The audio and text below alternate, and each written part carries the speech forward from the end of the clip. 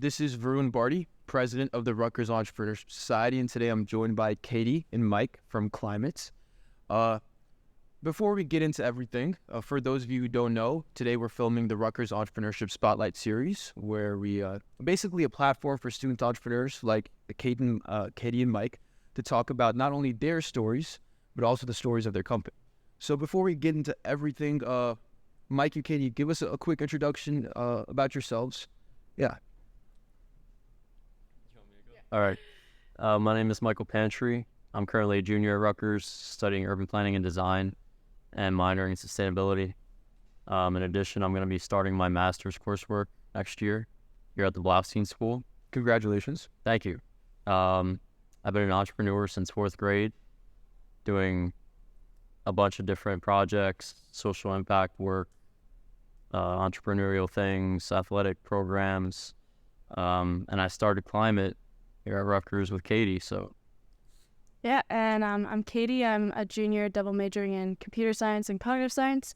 I'm the incoming president for Road to Silicon Valley. Yes. And the incoming co-president for Students for Environmental Awareness. I'm hoping to pursue a career in software engineering post-grad, looking at fields such as climate tech. Really cool, really cool. So before we get into what CliMit is, how you guys are different from the competitors, what you guys see for the future of your company, let's just talk about a quick intro. What is CliMit? How did you guys come up with the idea? And yeah, take it away. So I'm in the Innovation Design and Entrepreneurship Academy at Rutgers IDEA, and I have a great relationship with the director there, Veronica Armour. And she knew that I was interested in sustainability and climate change. So in the summer of 2021, she got an email from the Opportunity Project, which is run by the Census Bureau. And they were looking for a team of Rutgers students to come forth and participate in this design sprint related to creating a product for making communities more climate resilient. So Veronica came to me and she asked me to lead that team. Yeah. So obviously I accepted, it's a great opportunity. And I had to build a team. So I think I sent an application out to the Honors College, and Katie actually filled out an application and applied. And then that fall, we met in the Innovation Lab, which is where we really started to build out CliMit under the advisement of Mukesh and Christy.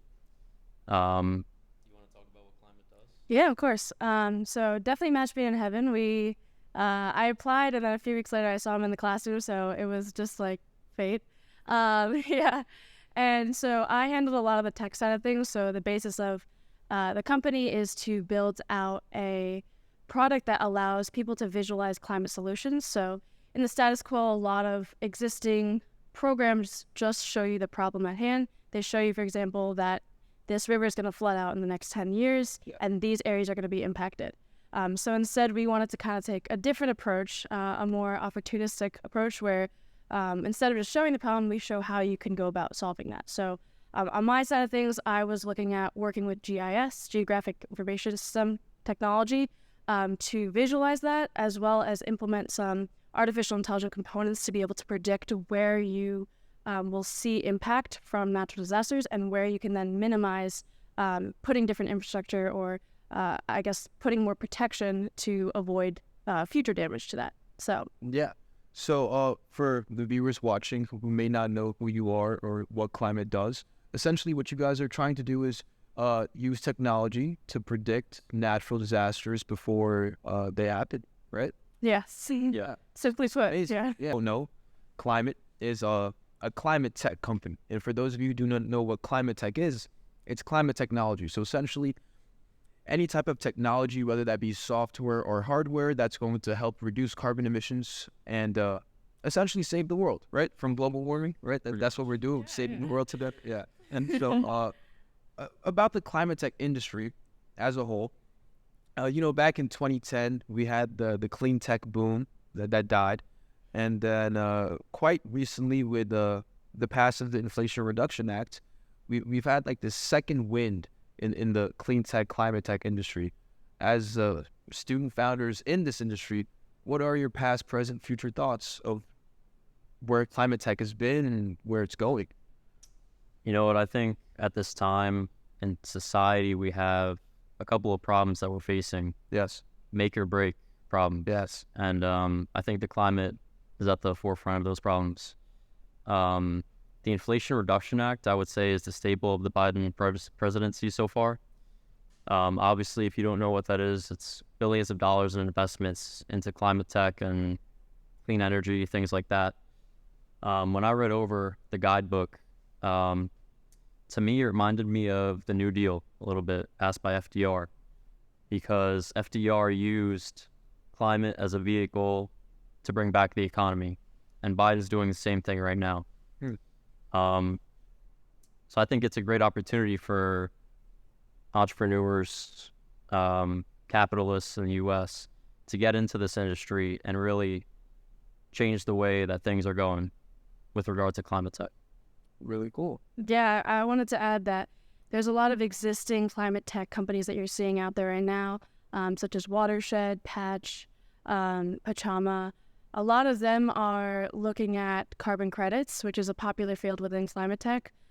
So that's why we're really excited to kind of bring this new approach to it, where we're looking more at the urban planning of it, and infrastructure and real estate, and just bringing that together to work more on the physical layout of our land rather than looking at carbon credits. But I'd say the boom in climate tech is very visible. There's a lot of funding that's going into the industry. That's why it's a really exciting time for us to be in it, and kind of be on the forefront of getting that funding. For sure. So before we talk about what CliMit does exactly, how they do it better than everyone else, and the vision of the future of climate, let's talk about you guys, your story, your entrepreneurial journey. I want you to not only tell me, but tell all the viewers, how hard was it to get here? You know what I mean? What were the journeys, the obstacles that you had to face? Also talk about the initial success stories, if there was any. Yeah. So when I first started out, it was only me, right? So I had this vision. I had thought of this idea, but obviously as an urban planner, I really had no idea how to bring it to fruition. So I was very lucky to have Veronica and then later Christy and Mukesh in my corner, who really pushed me along. But starting out, we faced a lot of adversity and growing pains. I really had to figure out the structure of the company, the departments, how we would operate. And we started off, I think, with 8 members. And luckily, I think that the boom in climate and climate tech and the interest in those fields really pushed us along, because we went from 8 members in like our first week to almost 50 in the span of like a semester and a half. Yes. So it's pretty crazy. For those of you who don't know, CliMit is the largest undergraduate startup at Rutgers. Yes. CliMit has the largest undergraduate team at Rutgers at one point. Yes. Yeah. Yeah, and I'd say when I came along, like I said earlier, I was manning a lot of the tech. So struggles that I definitely dealt with were how to build out the tech stack, like what should we be coding in? And in my experience, I had never worked with geographic information systems. That's essentially like what Google Maps does. Yeah. And it's a whole different software. And I was completely new to it. So it was a huge learning curve, not only for me, but as someone who's manning that, I also had to teach the people coming in. Yes. And so the struggle was kind of figuring out how to efficiently teach these people while getting this MVP to come along. And similar to what Michael was saying, I think organizationally, we were definitely trying to figure out the most efficient way to set up our organization, because one thing you'll probably see across all student startups is that we're all students. So people have priorities, other responsibilities. And so it's really, really important that you have an efficient organization structure, as well as you're able to motivate these students to keep showing up and keep doing really, really great work. So I'd say that was definitely a struggle, and I mean, we're still dealing with that. Yeah. But I feel like you see that at any startup, really. Yeah. I was going to say that just managing 50 people in general, that's crazy, right? Yeah. And you guys tell me. I've never done this before. I've never managed 50 people out. And more than that, it must have been the craziest learning experience of your whole entire life. Right, definitely agree. Class or Yeah. anything. Yeah, it was like very important to us, I think, too, to create that sense of community. So not only bringing out this product that's like very highly tech advanced, but also making sure that it's very collaborative and we're creating this community that's all interested in the same thing, which we are. But it's kind of about like cultivating that environment. And I think that's something that we realized later on, that we need to make sure that people are excited to come to this and excited to build it out. So that's amazing. Do you guys just want to talk just real quick about this one thing about the learning experience of entrepreneurship and how that does not compare to anything else in the world? Yeah. Would you guys agree with that statement? Oh, for sure. Yeah. I always use the example, if you're in high school or college even, if you want to get involved in a club, you're going to have to wait 3 to 4 years to grow into a leadership role, right? Yes. You could start your own club that does the exact same thing, become the leader from day one, and learn everything by yourself. Yes. Whether you succeed in the end or not, you've taught yourself so many different things and you've learned along the way. That is much more valuable than waiting the 3 years to grow into that role. Yeah, one thing to add with that too is appreciate the fails. I think when you're at an age like this, it's like you want to fail. You want to kind of run around headless and take a bunch of risks, do a bunch of new things, because this is a time where you're going to learn a lot in your life. And I think doing this startup, that's exactly what we're doing. We didn't know what we were doing in terms of managing 50 people. It was learning along the way, having that huge learning gap with the tech itself. And on top of that, managing school. So it was just like, you're definitely not going to see this type of experience if you stick to, for example, just doing a club. It's very unique and very effective in like creating a good leader in the future. Yeah. So now you guys know more about the student founders of CliMit. Let's spend some time talking about CliMit now. What do you guys see what vision do you guys have for the future of CliMit? Well, right now we have some plans that are yet to be unveiled. Interesting. Yeah. For next semester, we're looking into building bigger and better. So we're very excited about those plans. So those will probably be unveiled later this summer in preparation for the fall. Yes. And to build into that a little bit, our whole product is kind of centered around artificial intelligence, because it's cutting edge. You know, I mean, a lot of startups are using that term as a just like a pop-up word. Nowadays. Yeah, nowadays. But we're really trying to incorporate AI into our product, just because climate tech, I think it's a huge industry that needs AI, just because it uses a lot of satellite images and it uses a lot of prediction, because climate change is so uncertain. Yes. I mean, it's certain that it's happening, but uncertain of the effects of it. So as we continue unveiling our plans and then figuring out what we want to do for the future, one thing we're keeping central to our ideas is artificial intelligence and how we can cross that across different industries. For example, like real estate, that's huge in terms of wanting to understand the infrastructure and where you want to start building different structures so that it's not affected by future disasters. Yes. And in addition to that, if you look at industries like insurance, insurance companies are surely interested in products like this. Yeah. And even things like hospitals, knowing like where to put a different hospital, knowing that this area may be impacted. So I think there's a lot of potential for AI in this product, and that's exactly what we're aiming to do. It's really interesting, yeah.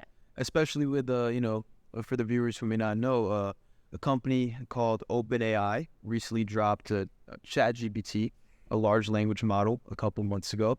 It's been all the craze in the entrepreneurship community. But with all of the noise aside, Katie gave some amazing examples of how AI can really help the climate tech industry. What do you guys think about AI in general? So now, separate from all this, what do you guys think about what's happening with the AI boom? What's happening with OpenAI and ChatGPT? What what do you guys think the future of that is as student founders as well? I think that AI is a very valuable tool, especially for entrepreneurs and people in this industry. I think it provides a lot of great resources and can really help out. But I think that there's a different side to it that needs to be not necessarily regulated, but watched. For sure. Yeah. For sure. 100% agreed. Um, What about you? yeah. I mean, I'm a little biased because I'm in tech, so I'm always like, woo, AI. But I completely agree with that. There has to be some regulation. But I think, especially in terms of like an entrepreneurial standpoint, we're always looking for ways to make things more efficient, more quick, get the job done. And that's exactly what AI does. In coding, exactly. And it's important to just note that if you can't beat them, join them, you know? And you want to be as efficient as you can and take advantage of the resources that you have. And so specifically in like tech projects that I do, I know that I may be able to code something up, but it may take me a couple hours. Whereas if I just put it into ChatGPT, for example, it'll get the job done in, a minute. And so I think in the entrepreneurial aspect of it all, it allows things to move quicker. And it allows you to get your ideas out faster, get them out to people faster, and get the ball rolling. So I think it shortens that period of outputting your ideas. So for the consensus is that AI for entrepreneurship, yes. AI for society, we don't know yet. Yeah. Correct. Nicely put. Yeah. Well, that's amazing. So moving on to one of our last questions here. Earlier, Katie mentioned the difficulties of being a student and an entrepreneur, having to deal with all the obstacles of launching CliMit, while also having to deal with the classes that every single student has to take. What is some advice that you guys would give to aspiring entrepreneurs, specifically regarding that problem of being a full-time student, as well as you can't be a part-time entrepreneur, right? A full-time entrepreneur and a full-time student, since it's not an easy task. How did you guys do it? Oh God. Yeah, I mean, I'd say I didn't do it completely. It's a work in progress, honestly speaking. But it was just about managing your priorities. I think, at least for me personally, I see my degree as a way to build a skill set that allows me to do something that I love. For example, climate tech. Being able to solve issues like climate change, make an impact socially on our society, that's what matters to me. And so I admittedly would say I kind of like wanted to put ideas that I'm passionate in front of, my degree. But I also like to say that they work very hand in hand, at least for me. I could see that the classes that I was working in helped me directly in knowing what to do in the entrepreneurial space. And just the other part of it is just keeping friends and connections close. One thing I've learned throughout this whole process is that you can't do it all. As much as your pride and as much as you think you can do it, the reality of it is we are still students. And it's important to lean on people who want to help, who have different expertises in other fields, who have different experiences, valuable experience that they can bring to the table, and ultimately help you to get to the goal you're trying to get to. So anything? Yeah, I would strongly agree with that. I think that being an entrepreneur is extremely rewarding and valuable, especially in college, because you not only get to network and meet new people, but like Katie said, CliMit has helped me with my coursework. It's helped me in my field. It's helped me expand my skills. And, that's obviously been a great opportunity and great thing for me. Going off of that, I think if you're looking to get into entrepreneurship or you're trying to be an entrepreneur in college, it's probably one of the best times to do so because you don't have a mortgage, you don't have a family to take care of. Yes. You can take the risk that you need to take to be an entrepreneur. So if you have an idea, don't be afraid to take the risk. Just go for it because you're going to learn so much. And in the end, whether you succeed or fail, it doesn't matter. You've learned and you've built your character, your skills, and that's ultimately much more valuable than someone who refuses to take the risk in the end. Yes, amazing. I hope you guys at home, wherever you're watching this, enjoyed that. And thank you guys for joining us today.